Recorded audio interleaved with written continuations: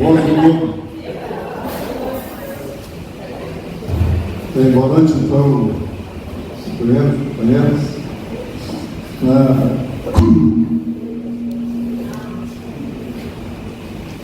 Fazer aqui uma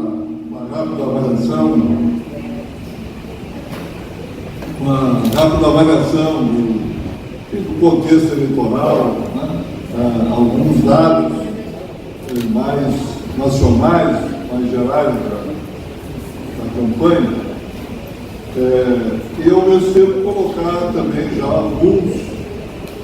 alguns problemas, algumas questões que já estão se evidenciando, mesmo sem a posse, mas que já sinalizam um pouco a tendência ou problemas do próximo governo.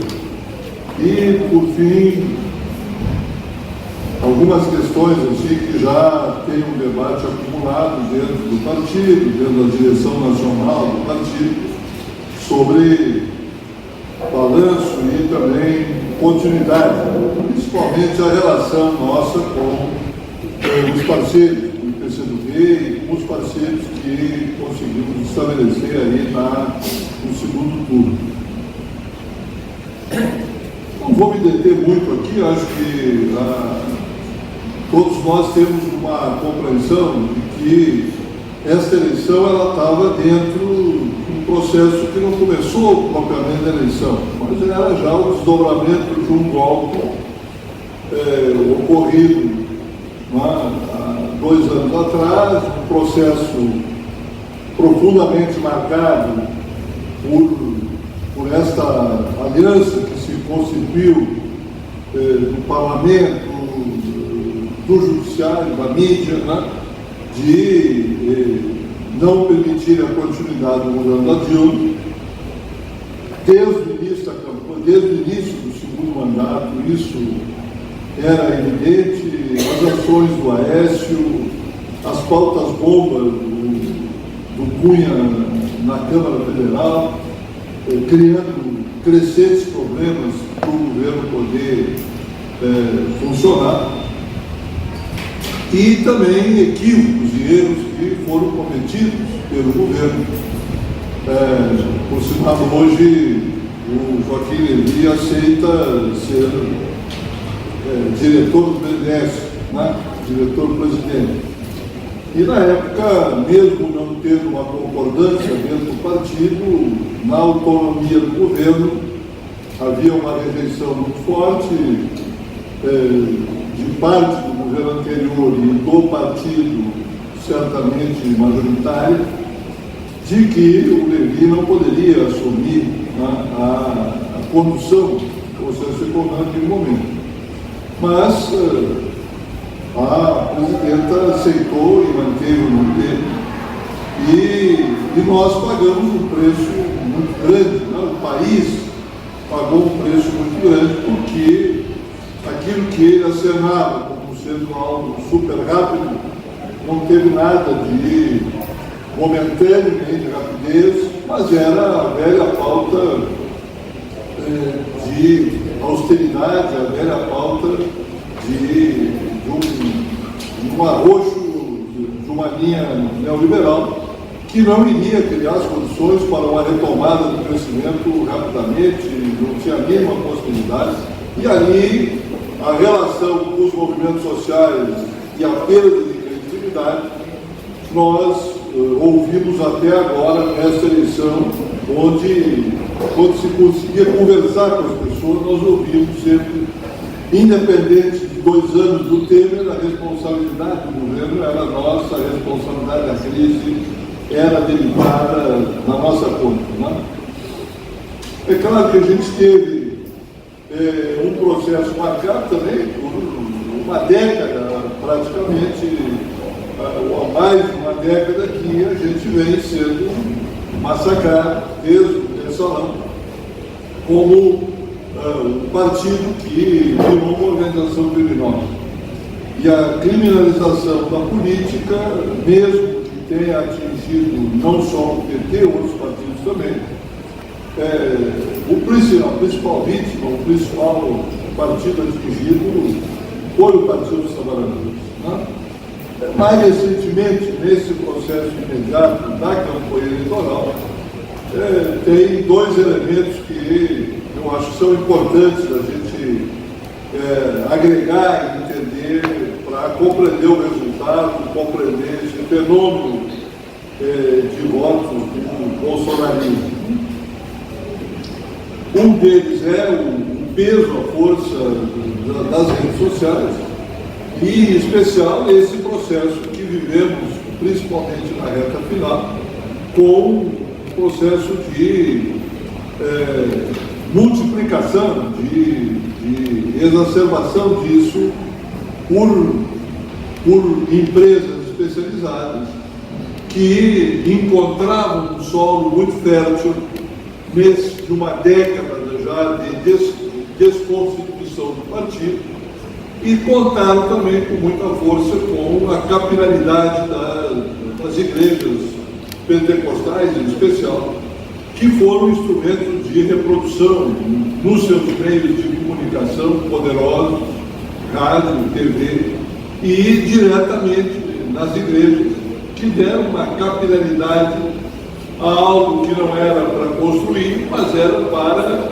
impedir, ou seja, não era a divulgação de um programa, de um projeto, de uma proposta, nem a defesa de uma candidatura, mas era a destruição da nossa, ou seja, o impedimento em relação ao PT, em especial. E mais do que o candidato, mas isso era um elemento chave para desconstituir também a candidatura do Haddad.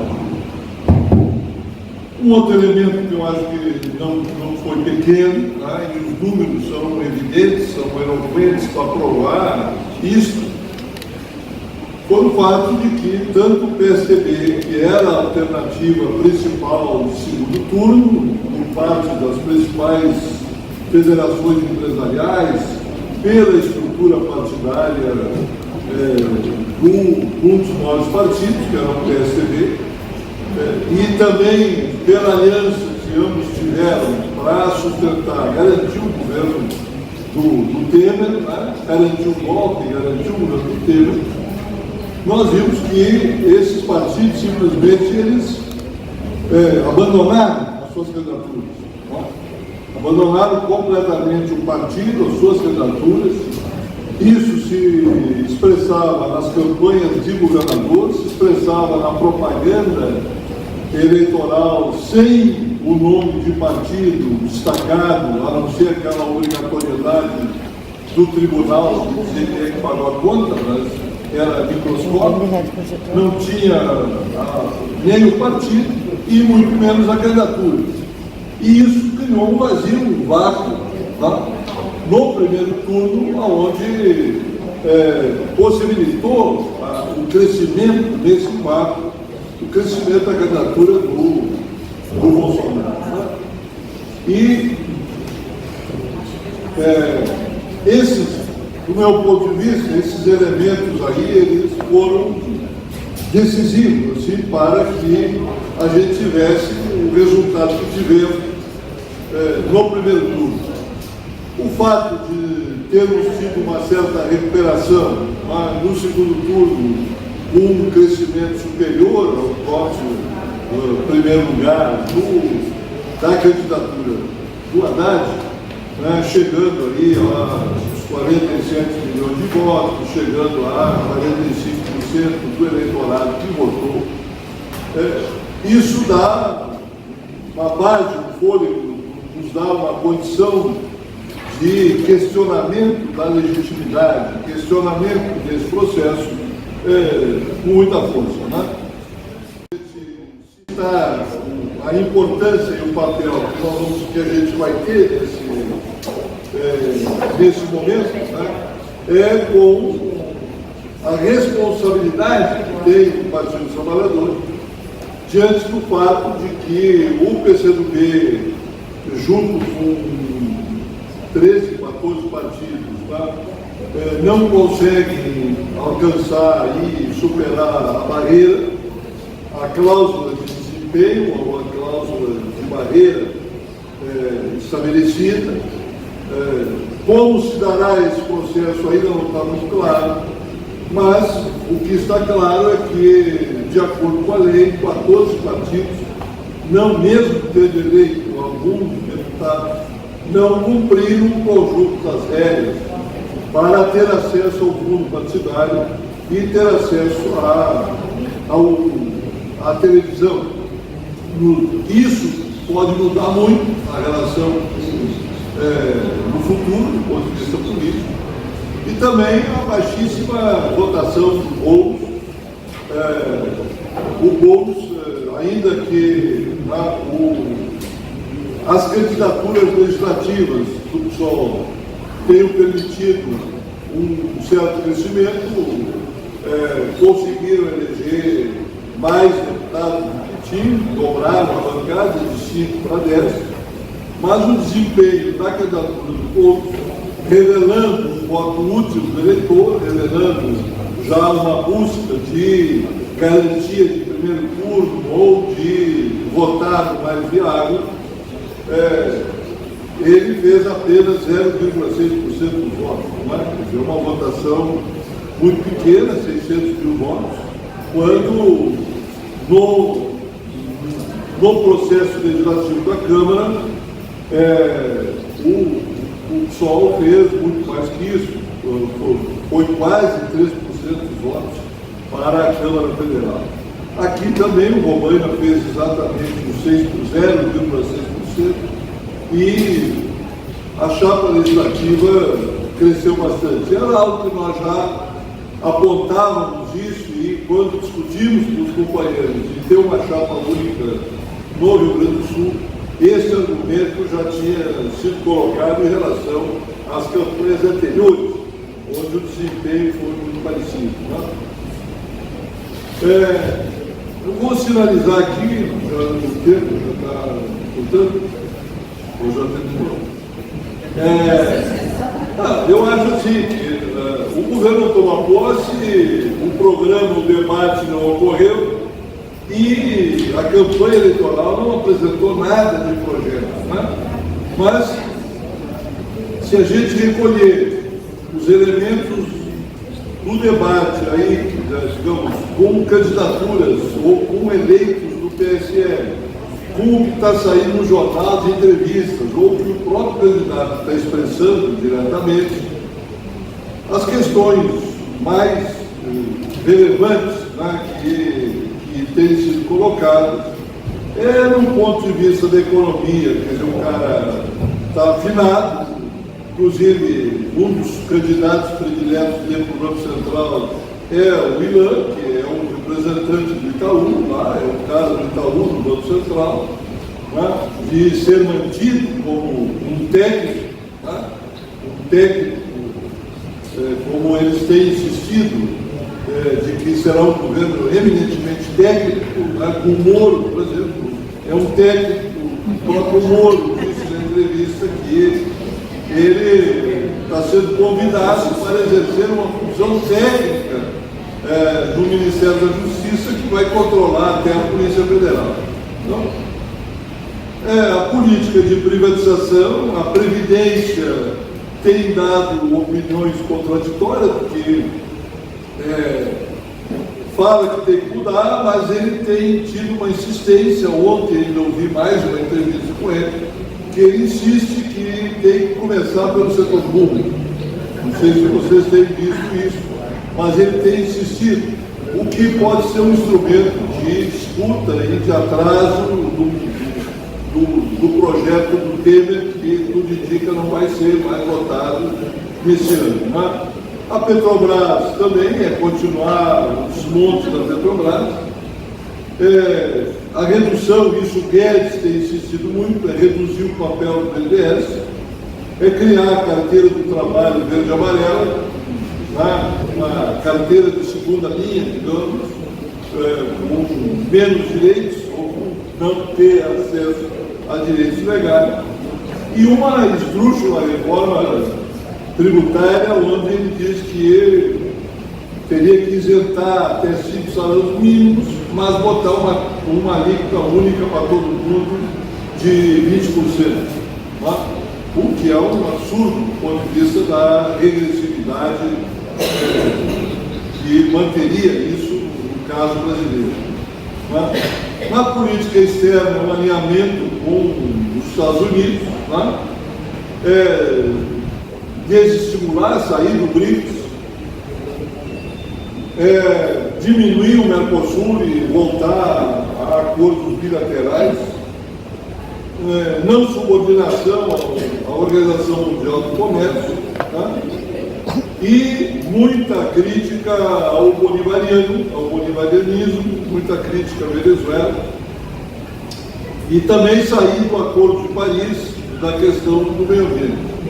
Ou seja, todas são políticas regressivas, equivocadas, algumas delas criando muito problema, tá? Muito problema. A ida dele a Taiwan, tá? Já recebeu objeções diretas e claras da China, tá? Dizendo que a China não só é a maior compradora hoje do país, como é uma das maiores vendedoras também, é o principal parceiro comercial que temos, né? Nos dá aí um excedente entre importação e exportação de mais de 20 bilhões de comércio com a China. A China também tem projetos grandes no Brasil, hoje em curso, um deles de terminar o Comperj, no Rio de Janeiro. Então, essas questões, elas são muito, demonstram que tanto o Guedes como o presidente são extremamente inexperientes e não conseguem formular um raciocínio mais completo. E quando dizem alguma coisa, bate imediatamente. O caso de Israel foi isso, né? No dia seguinte já o Egito já suspendeu o encontro que teria, enfim, mostra que é um governo que está ainda muito seguro, que poderá continuar na mão dos bancos, tudo indica que ele vai manter essa política dominada pelo Banco Central, mas com processos bem complicados. Tá? Nas outras áreas aí, a gente pode, depois do debate, aí, discutir outras questões na área da cultura, da educação, que são bem conflitivas. Né? Eu e a Sofia tivemos no debate com 2 deputados eleitos aqui outro dia. E ficou evidente essa questão,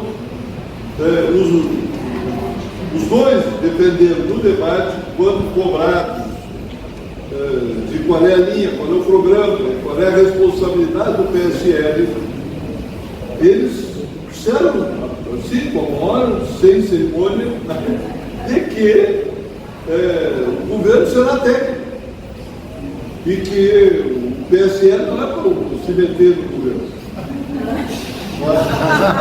Eles são o Partido da Pátria, eles são no Brasil, o Partido do Brasil, o Partido da União do Rio Grande.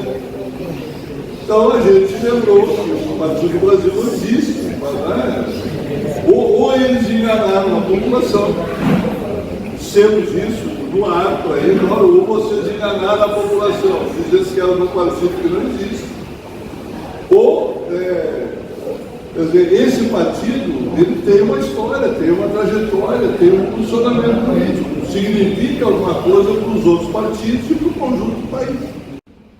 Não, mas o governo, o capitão será um governo técnico, um governo de pessoas por meritocracia e por conhecimento técnico, e não vai ter politicagem. Chega de politicagem. Quando terminou aí o tempo, né, pessoal? Eu acho que basicamente nós temos que assumir esse papel, né, com os 45 milhões de votos, com a maior bancada eleita aqui no Estado, individualmente, né, federal e estadual, e mais a bancada, 56 deputados, 85 deputados estaduais no país, nos dão uma responsabilidade inequívoca de ser um partido que tem que ter as iniciativas, a capacidade de coordenar um processo de resistência, de oposição, de disputa política no Congresso, e ver que o comportamento dos partidos ainda, eu tenho procurado acompanhar, né, os maiores, o MDB, com esse caminho para o futuro, não é mais a ponte para o futuro agora, é o caminho para o futuro. O MDB já está sinalizando se atirar nos braços do governo. O caminho para o futuro é aderir ao governo.